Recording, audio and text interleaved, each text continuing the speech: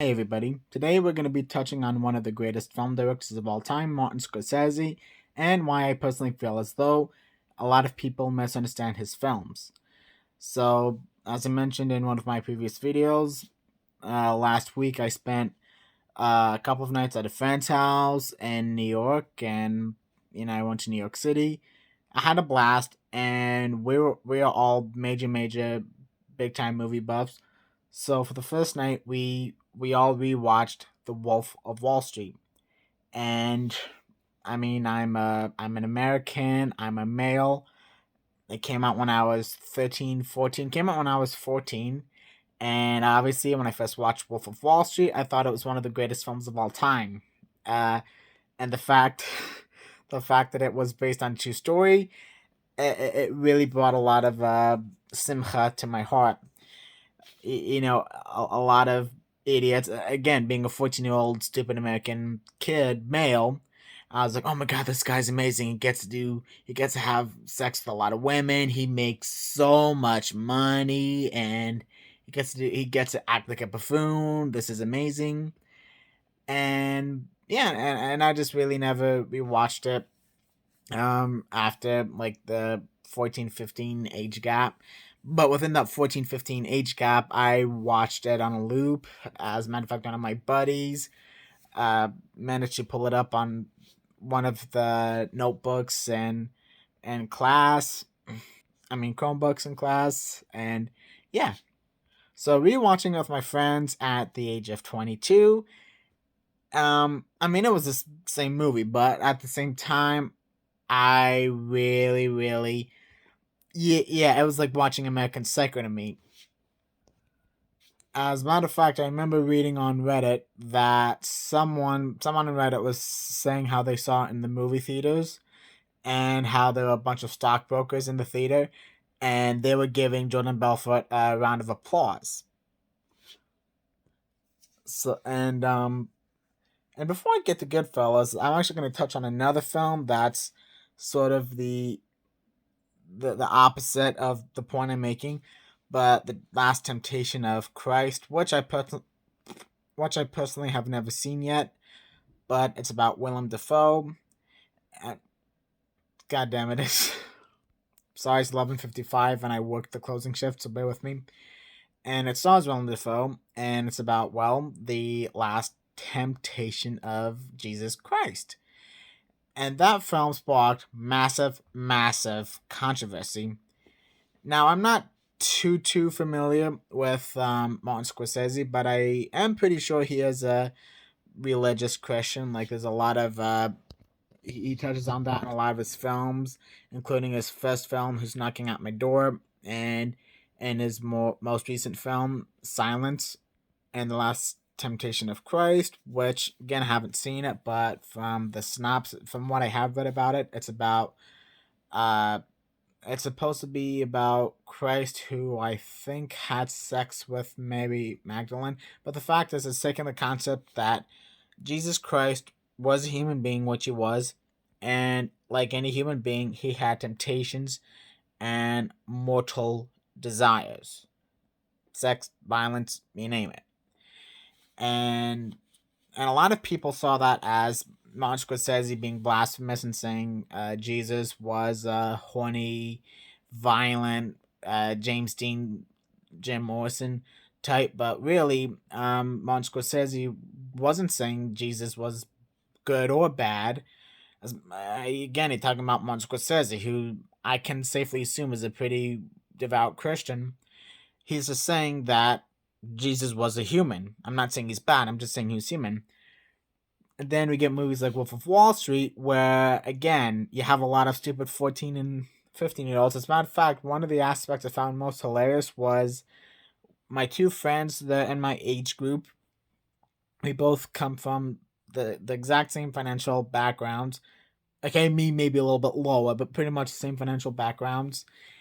And my friend, he's like watching it, and he is like so obsessed with it. It's like, I mean, the way he was watching it was the equivalent of me watching Hearts of Darkness, the making of Apocalypse Now. Like, oh my god, that's me. This is so brilliant. Oh my god, that's me.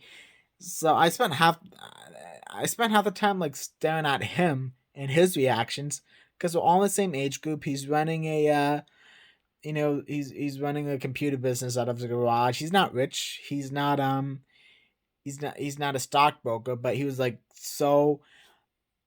uh he was so entranced by Leonardo DiCaprio's Jordan Belfort, who is an incredibly vulgar, disgusting criminal.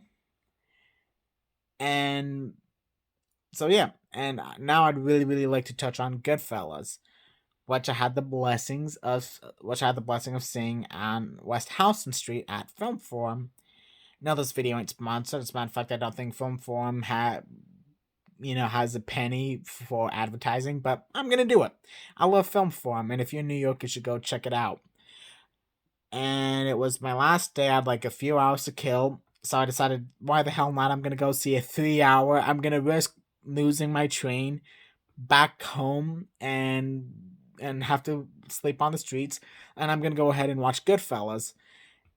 And the last time I'd have to say that I watched Goodfellas, I was about 18, 19. I was probably 19, and it was a little different to me. But watching it at the age of 22, it was like watching Requiem for a Dream. Again, first saw Goodfellas when I was 12, and I loved it. It was amazing. I loved the violence. I loved the tough guys. I loved, you know, how everyone was like kind of a rebel. Everyone was against the system. They were gangsters. They were Italian gangsters.